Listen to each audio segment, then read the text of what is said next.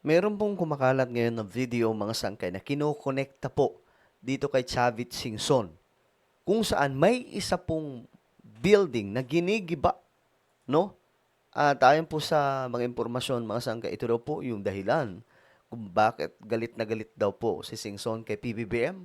Well, ano nga ba ang totoo mga sangkay? Totoo kaya itong impormasyon na kumakalat? Alamin po natin. Pag-usapan po.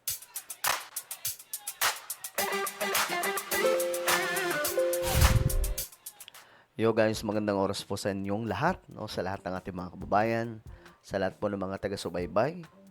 Sa mga hindi pa po dyan nakakapag-subscribe, tayo po ay 1.6 million subscribers na, nadagdagan na naman po tayo ng 100,000 mga subscribers. Kaya naman, ano pang hinihintay ninyo?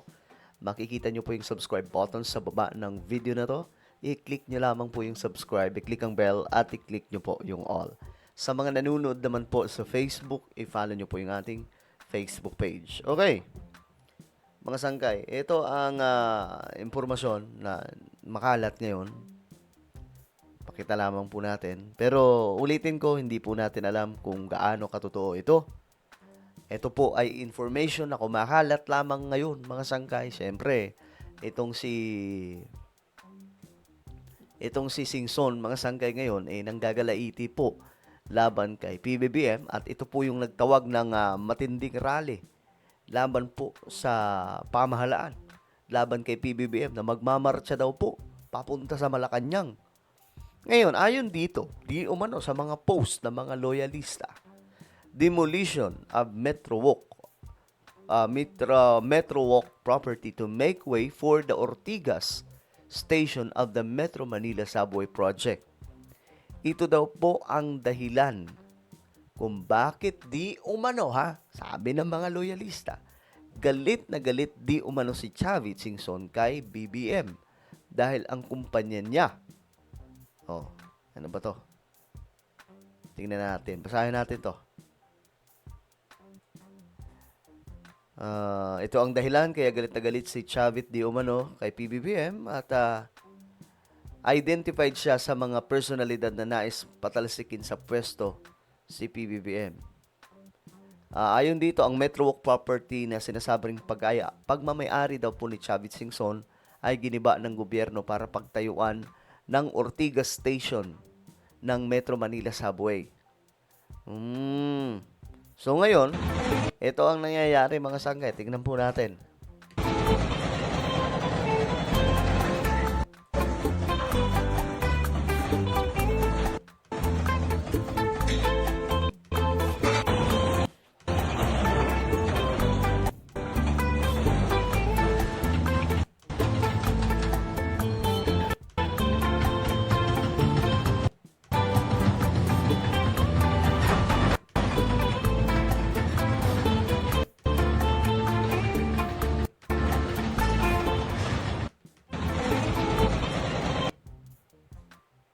Ayun. Um, Sabi dito mga sangkay, ito daw ang dahilan kung bakit di umano nagalit or galit na galit si Chavit Singson kay BBM dahil ang kumpanya niya na Blimp Commercial of the Philippines ang nagmamanage ng Metro Walk. So, ayun mga sangkay. Pero, kung ito sabi kasi, pagmamayari daw po ito, no? Ni Chavit Singson. Ang tanong mga sangkay, yung lupa ba na ito pagmamayari talaga ni Chavit? Kasi kung giniba ito, na pagmamayari niya yung lupa, edi mukhang mapapasama pa yung gobyerno dito. 'Di ba mga sangkay? Pero ewan ko kung gaano katotoo ito, mga sangkay.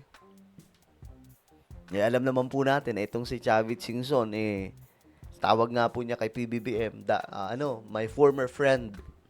'Di ba mga sangkay? At ang iba namang reason dito, sabi po ng mga information na lumalabas, may mga hindi daw po pinagbigyan si dating governor Chavit Singson sa kanya mga kahilingan kung bakit daw po ngayon nagsasalita against PBBM. Actually, dinadamay na po dito si Ferdinand E. Marcos. Ngayon, ito yung komento mga sangkay ng marami sa ating mga kababayan. Eto ha, tingnan po natin.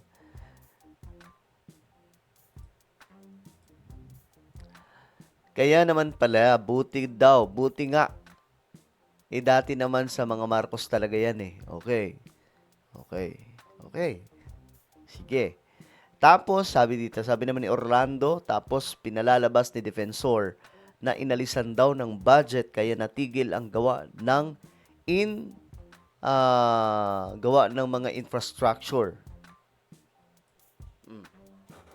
Tuloy mga sangkay, tuloy-tuloy naman po yung ibang mga pagpapagawa ng infrastruktura ni PBBM. Kaya nga lang mga sangkay, di ba nga po sinasabi na inipit daw po ng Kongreso yung budget para po sa mga mga ano talaga, mga higanting proyekto ni PBBM. Mga tinatawag na flagship projects ni PBBM. Pero hindi ibig sabihin nun mga sangkay na hindi po tuloy-tuloy yung pagpapagawa ng iba't ibang mga proyekto sa Pilipinas. Tuloy yung mga kagaya ng subway, tinuloy ni PBBM yan. Kaya nga dapat patuwa yung mga DDS kasi tinuloy ng ating presidente itong subway. 'Di ba? Kaysa naman hindi tinuloy. Hindi ko alam kung ano ba, natutuwa ba sila na hindi tinuloy ni PBBM? O hindi sila natutuwa na tinuloy ni PBBM yung project na ito, yung subway? O mas matutuwa sila kung hindi ituloy ni PBBM yung proyekto, 'di ba? Kasi dapat nga, kumbaga ito mga DDS, magkaroon po sila ng pagsaludo kay BBM kasi at least tinuloy yung proyektong ito. At actually, itong subway, matagal na po ito. Panahon pa po ni Ferdinand T. Marcos. Nandun na po yan sa blueprint. Kaya nga lang, alam nyo naman po siguro ang nangyari. Mga sangkay. 'Di ba? Di kasi madalas sa suhol si PBBM. Kaya ang sirain na lang ang paraan. Pag di mo pag-aari, wag mong angkinin. Kaya good job PBBM. Baka ang lugar na ito ay pagmamayari talaga ng government. Kaya naman pala hindi tumigil ang matanda sa kakadaldal, sabi po ni Aida. Sabi naman ni Henry Jr., kaya nahinto yung Metro Manila Subway dahil sa right of way. Isa po ito, mga sangkay, sa reason. Sabi ni Yanad, good job PBBM, basta para sa kapakanan at project para sa gobyerno, big yes tayo dyan. Sino man ang may-ari dyan, sabit. Mas malakas ang boses ng sambayanang Pilipino, hindi sa individual na sabit. Or sabit no?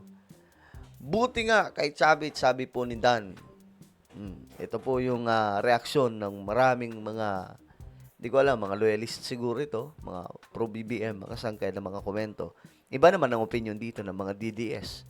No, nasa side naman po ni Chavit Singson. Pero ang tanong dito, gaano kaya katotoo ito mga sangkay? No, na ito daw di umano yung dahilan kung bakit galit na galit si Chavit Singson kay PBBM. Ang makakasagot nito mga sangkay si Chavit Singson lang, 'di ba? Ayan po.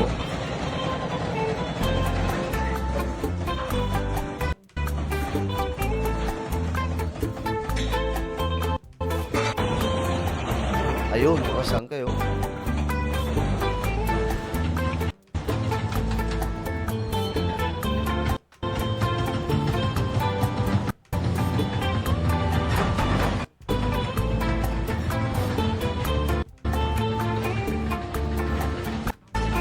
Well, ano po ang inyong opinion? Comment down below. Mayroon po tayong YouTube channel, Sangkay Revelation.